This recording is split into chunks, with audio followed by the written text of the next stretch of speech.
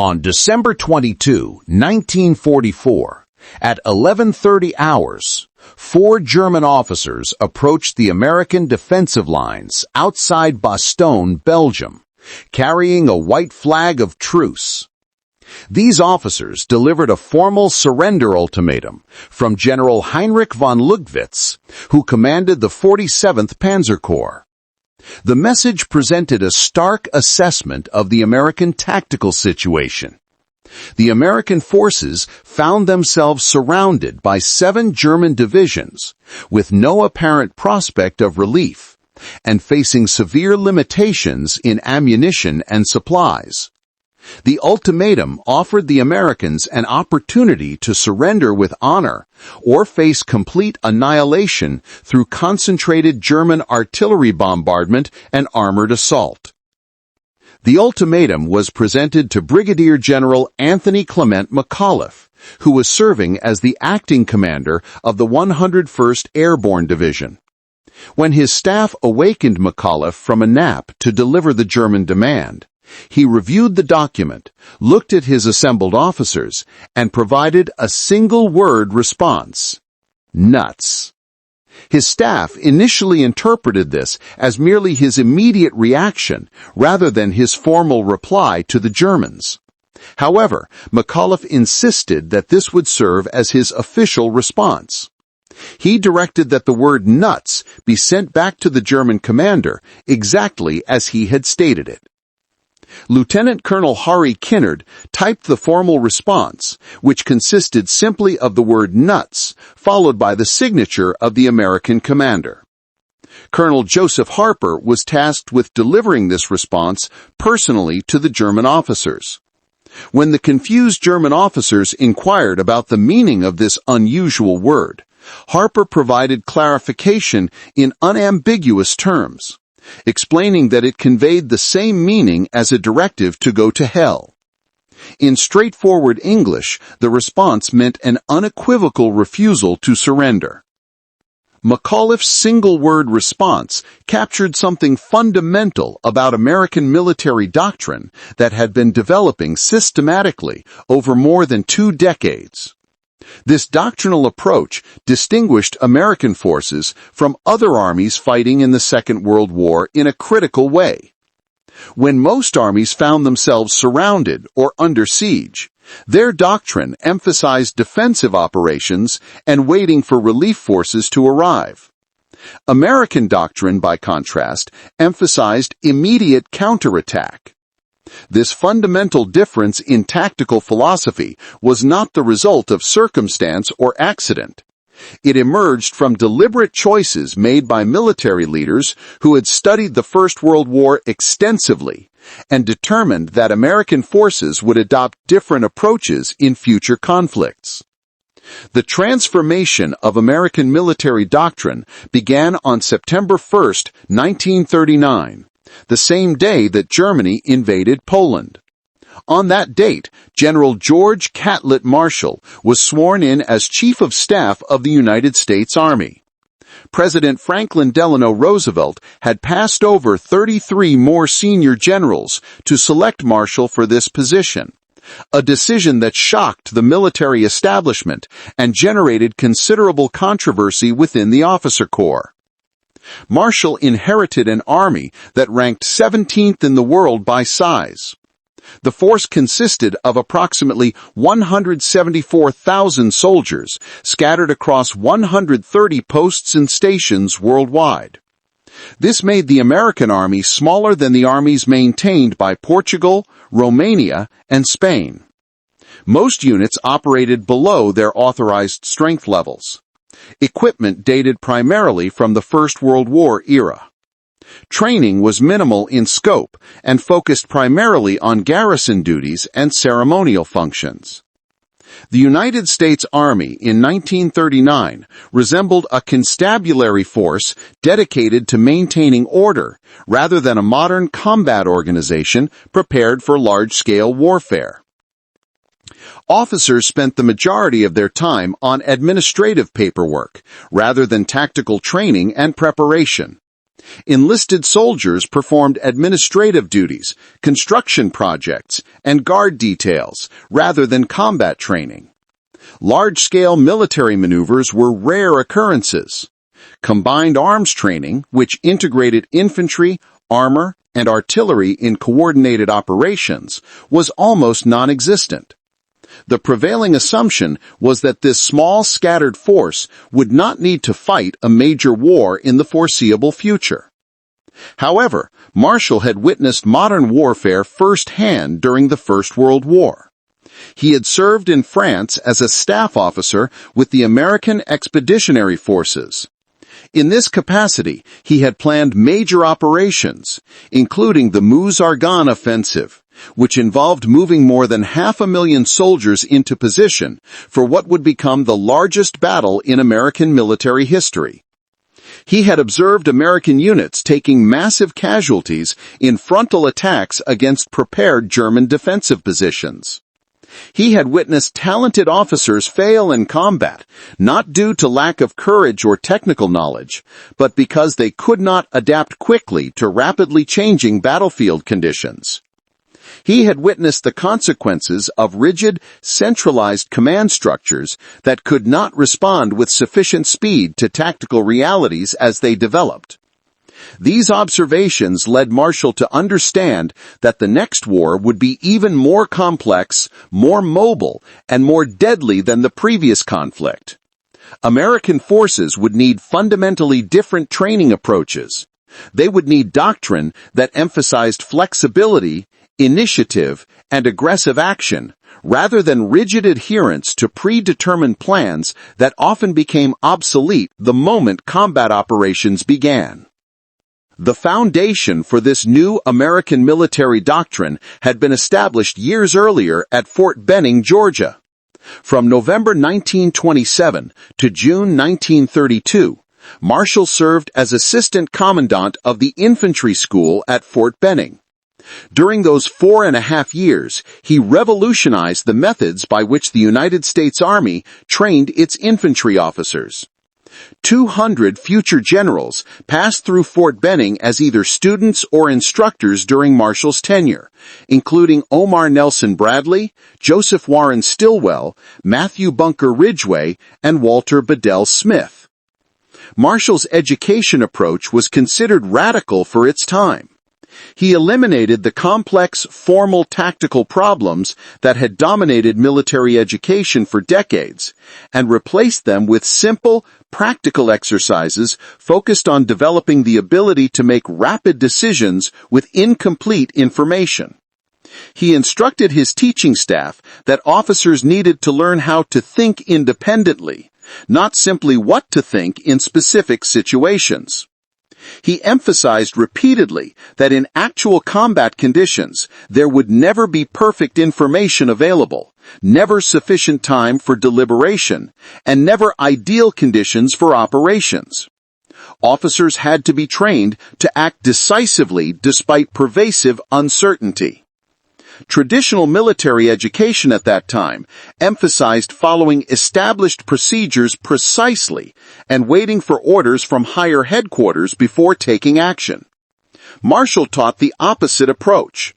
He wanted to develop officers who would take initiative, make decisions based on their personal assessment of the tactical situation, and act without waiting for explicit permission from superior officers. He told students repeatedly that it was better to make a reasonably sound decision and execute it immediately than to wait for perfect conditions that would never materialize. Marshall's tactical philosophy centered on offensive action as the foundation of military operations. He taught that the best defense was invariably a good offense. When a unit came under attack, the immediate response should be to launch a counterattack. Units should not wait to assess the full scope of the situation. They should not wait for reinforcements to arrive. They should not wait for orders from higher headquarters. Instead, they should identify where the enemy forces were located, fix them in place with concentrated fire, and assault their positions before they could consolidate their gains. This emphasis on immediate counterattack was based on Marshall's detailed analysis of First World War combat operations.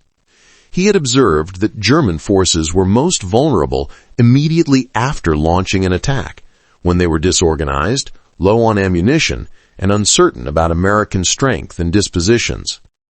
If American forces counterattacked immediately during this window of opportunity, they could often retake lost positions before the Germans could consolidate their hold. However, if American forces waited even a few hours, the Germans would bring up reinforcements, establish defensive positions, and sight their machine guns effectively. What could have been retaken in minutes would then require hours of costly fighting with significantly higher casualties. Marshall also observed that American officers in the First World War often failed not because they lacked courage or tactical knowledge, but because they could not make decisions quickly enough under the extreme pressure of combat conditions. Officers who had been trained to follow detailed procedures and wait for orders from higher headquarters became paralyzed when communications broke down or when the tactical situation changed faster than orders could be transmitted through the chain of command. To address this fundamental problem, Marshall changed how Fort Benning trained officers at every level. He eliminated the practice of giving students problems with detailed scenario information and allowing them days to prepare comprehensive solutions. Instead, he gave officers minimal information, imposed tight time limits, and evaluated them primarily on their ability to make rapid decisions and issue clear, concise orders under pressure. One of Marshall's signature training innovations was the tactical walk. Officers would be taken into field terrain with no advanced warning of what scenarios they would encounter.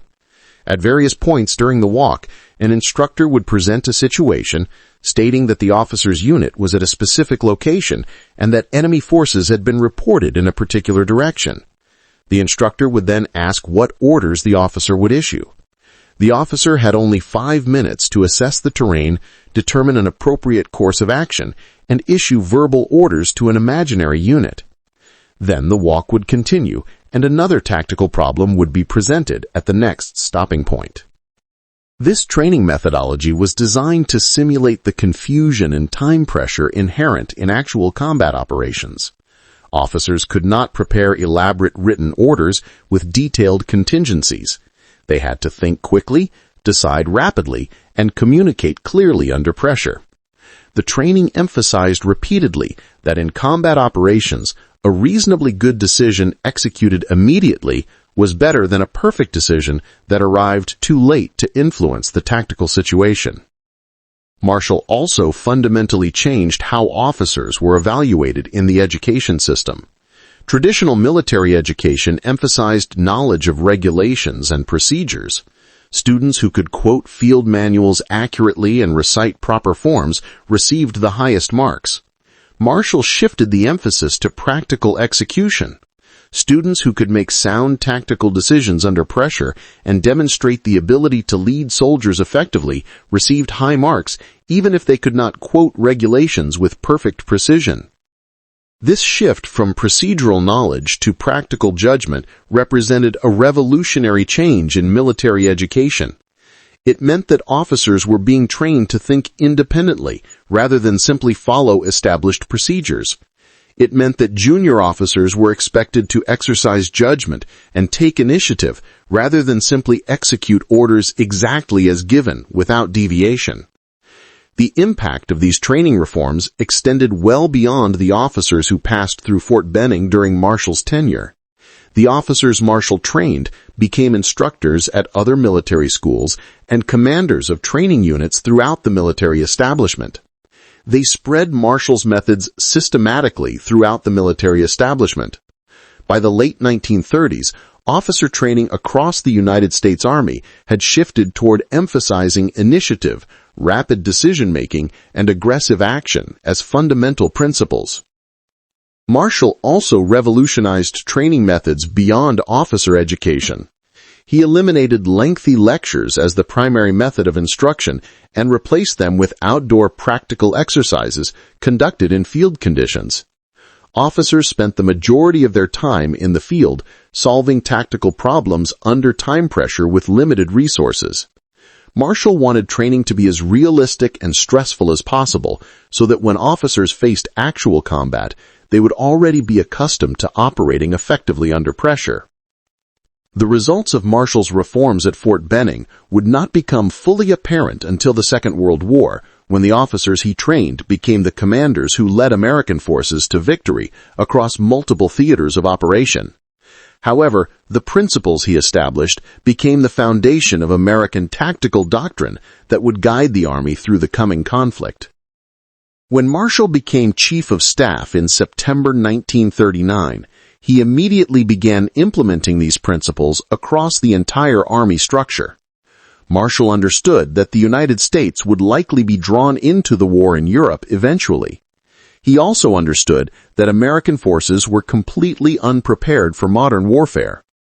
Building an effective army would require more than simply purchasing equipment and recruiting soldiers. It would require fundamentally changing how the Army conceptualized warfare and how it trained its soldiers and officers at every level. Marshall's first priority was identifying and promoting officers who shared his vision of mobile, aggressive warfare. He was ruthless in removing officers who could not adapt to this new approach.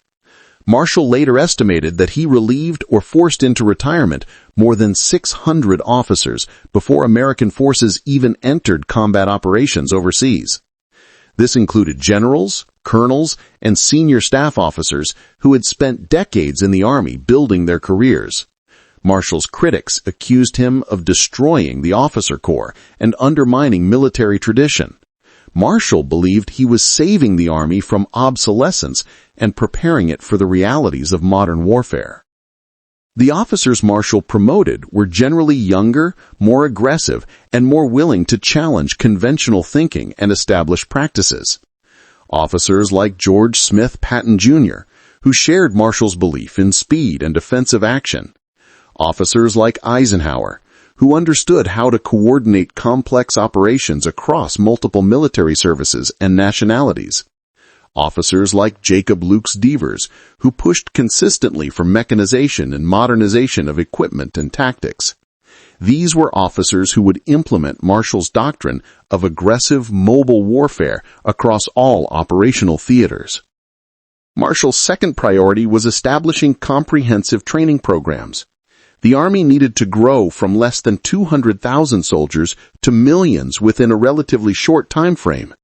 How those millions were trained would determine whether they survived combat and accomplished their assigned missions effectively.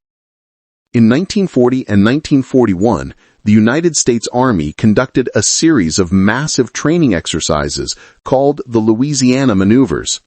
Over 470,000 soldiers participated, making these the largest peacetime military exercises in American history. Entire divisions maneuvered across Louisiana and East Texas, practicing offensive and defensive operations, river crossings, air-ground coordination, and rapid movement over long distances. The maneuvers divided participating forces into two opposing armies, designated Red and Blue, that fought each other using all available equipment and tactics. The exercises covered more than 3,000 square miles of territory and lasted for months. Local civilians found themselves hosting the largest military operation ever conducted on American soil. Soldiers established camps in fields throughout the region. Towns hosted headquarters units. The Louisiana economy experienced a massive influx of military personnel and equipment that temporarily transformed the region. Marshall attended the Louisiana Maneuvers personally and observed operations carefully. He was testing whether his doctrinal concepts would work effectively at large scale. Could large units move quickly and maintain offensive momentum over extended operations? Could junior officers make effective decisions and take appropriate initiative without waiting for detailed orders from higher headquarters? Could ordinary soldiers adapt successfully to rapidly changing situations? The maneuvers confirmed Marshall's fundamental beliefs about warfare. Units that moved aggressively and counterattacked immediately when struck by opposing forces performed significantly better than units that waited for orders and attempted to fight defensively. Junior officers who took initiative without waiting for direction from higher headquarters achieved better tactical results than those who hesitated. Small units that maneuvered independently and attacked enemy flanks disrupted larger enemy formations more effectively than frontal assaults conducted with superior numbers. One notable example from the maneuvers involved a young tank officer named Dwight Eisenhower. Serving with the Third Army during the exercises, Eisenhower demonstrated how armored units could bypass enemy strong points and strike deep into rear areas to disrupt command and control functions. His aggressive tactics confused the opposing force and demonstrated the significant potential of mobile armored warfare. Marshall noted Eisenhower's performance during the maneuvers and later promoted him rapidly through the ranks. Another officer who distinguished himself during the Louisiana Maneuvers was George Patton, who commanded an armored division. Patton pushed his units to move faster and farther than the maneuver plans called for. At one point, he drove his tanks through civilian areas that were technically outside the designated maneuver boundaries, arguing that in actual war, there would be no artificial boundaries limiting military operations. Umpires complained about Patton's disregard for the established rules. Marshall interpreted this as evidence of exactly the kind of aggressive mindset that American commanders would need in actual combat. The maneuvers also revealed significant weaknesses that needed to be addressed before American forces engaged in actual combat. American units struggled with logistics operations. Supply lines were often disorganized, with units running out of fuel or ammunition because supply officers could not effectively track rapidly moving formations. Communications between units were unreliable, with radio networks breaking down and messages being lost or delayed.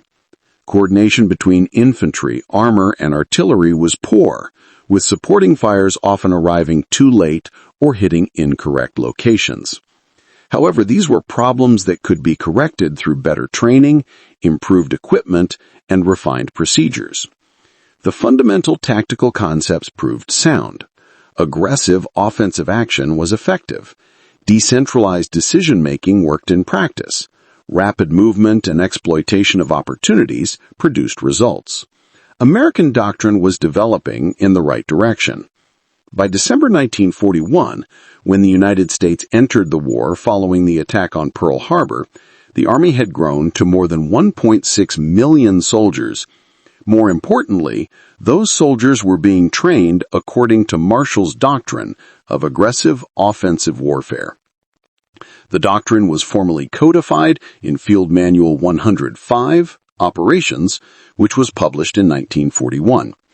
The manual stated explicitly that offense was the decisive form of combat. Defense was considered temporary in nature, used only to economize force in one area while attacking in another, or to gain time before resuming offensive operations. The manual emphasized that when defending, units should conduct aggressive counterattacks to disrupt enemy attacks and regain any lost ground. This approach was fundamentally different from the doctrines employed by other Allied forces. The British Army had spent 2 decades perfecting defensive tactics based on their extensive First World War experience. British doctrine emphasized establishing strong defensive positions with mutually supporting fields of fire. When attacked, British units would hold their ground, call for artillery support, and wait for reserves to be organized for a deliberate, carefully planned counterattack. This deliberate approach took considerable time, often hours and sometimes days. British commanders believed that hasty, uncoordinated counterattacks would result in unnecessary casualties against prepared German positions. The French military employed similar doctrine. They emphasized defense in depth, with strong points that would channel attackers into killing zones covered by artillery and machine gun fire. French doctrine called for methodical, step-by-step operations with overwhelming firepower preparation before any attack was launched. Speed was considered less important than thorough preparation and coordination of all elements. Soviet doctrine was different from both British and French approaches, but also emphasized mass and preparation. The Red Army called for massive artillery barrages before any offensive operation. They concentrated overwhelming force at decisive points and maintained centralized control from higher headquarters. Soviet counterattacks involved thousands of tanks and hundreds of thousands of soldiers moving according to detailed plans coordinated at army level. American doctrine was unique among the major powers engaged in the conflict. It emphasized immediate action by the forces in direct contact with the enemy.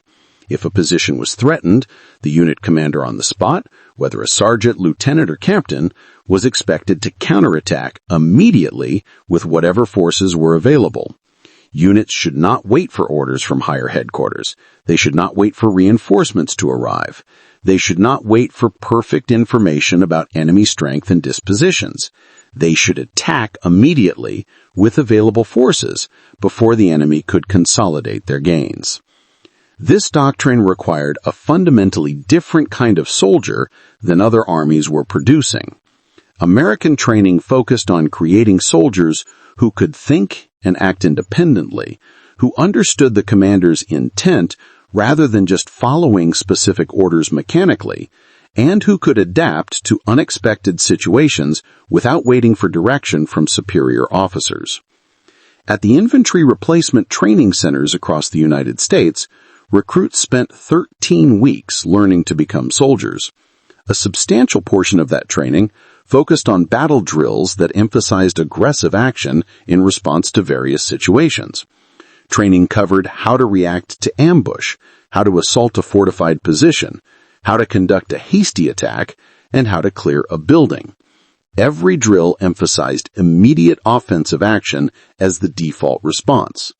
The training was physically exhausting and mentally demanding. Recruits marched 20 miles with full equipment, then immediately assaulted an objective without rest. They dug foxholes for protection, then received orders to abandon them and attack in a different direction. They learned that there was no time to rest, no time to wait for perfect conditions, and no time to perfect every detail. Soldiers had to act with whatever they had when the opportunity presented itself. Officer training at Fort Benning was even more intensive. The Infantry Officer Candidate School compressed the equivalent of 4 years of college-level military education into 3 months. Candidates were constantly evaluated on their ability to make rapid decisions under pressure, to lead soldiers in realistic tactical exercises, and to adapt to unexpected changes in the tactical situation. Instructors created scenarios where there was no perfect solution available, no time to gather all relevant information, and no opportunity to coordinate properly with adjacent units. Young officers had to make decisions with incomplete information and accept the consequences of their choices. The training was specifically designed to produce officers who would take initiative and accept risk rather than waiting for guidance from higher headquarters. This training philosophy produced a distinct American tactical culture. Junior leaders were expected to demonstrate initiative in all situations. A lieutenant who identified an opportunity to attack was expected to exploit it, even if that meant deviating from the original plan. A captain who discovered the enemy flank was exposed was expected to attack immediately rather than report up the chain of command and wait for orders to arrive. This culture was reinforced by Marshall's personnel policies. Officers who demonstrated initiative and achieved tangible results were promoted rapidly regardless of their seniority. Officers who waited for orders and avoided taking risks were relieved of command. Marshall made it clear that in the American Army, aggressive action would be rewarded and timidity would be punished. The first significant test of American doctrine came in North Africa in February 1943. The Battle of Kasserine Pass was the first major engagement between American and German forces in Tunis. German armor under Field Marshal Rommel attacked American positions in Tunisia on February 14th. The attack achieved complete tactical surprise. American units, most of which had never experienced combat, were scattered and driven back 50 miles. By February 20th, the situation appeared desperate. American forces had suffered more than 6,000 casualties, including